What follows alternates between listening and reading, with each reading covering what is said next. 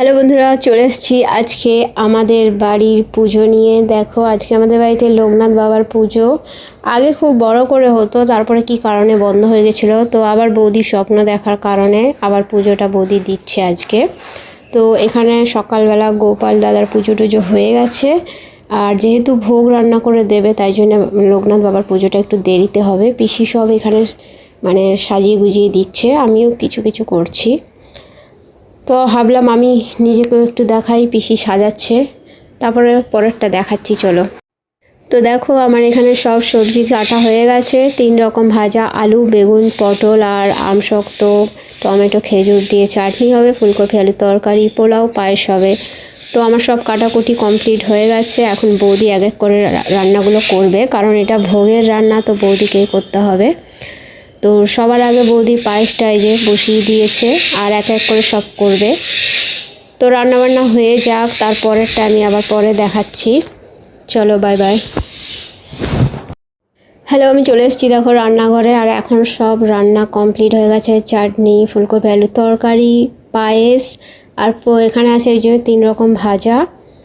আর এইদিকে পোলাওটা মানে পুরোপুরি হয়নি, আর সামান্য একটু বাকি আছে, তারপরে এটা হয়ে যাবে, তারপরেই পুজোটা শুরু করবে বৌদি। এখানে দেখো সব ঠাকুরের জন্য আলাদা আলাদা করে তুলে রাখা আছে।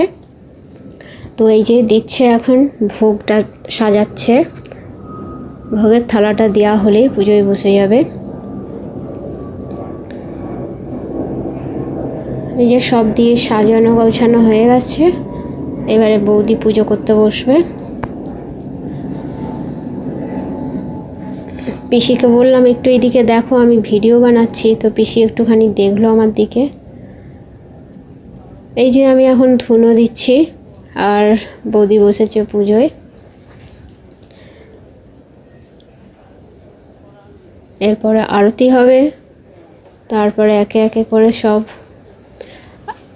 আজকে আসার কথা ছিল বৌদি বোনেদের, এত গরমের জন্য ওরা আসতে পারেনি, তো ওরা বিকেলবেলা আসবে। তো এখানে আমাদের আরতি শুরু হয়ে গেছে, আর আমি এই যে শাঁখ বাজাচ্ছি, কারণ শাঁখটা আমাকেই বাজাতে হয়।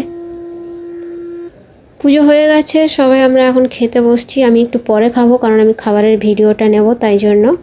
তো পুজো আমাদের শেষ, খাওয়া দাওয়াও হয়ে গেল। তো সবাইকে বাই বাই।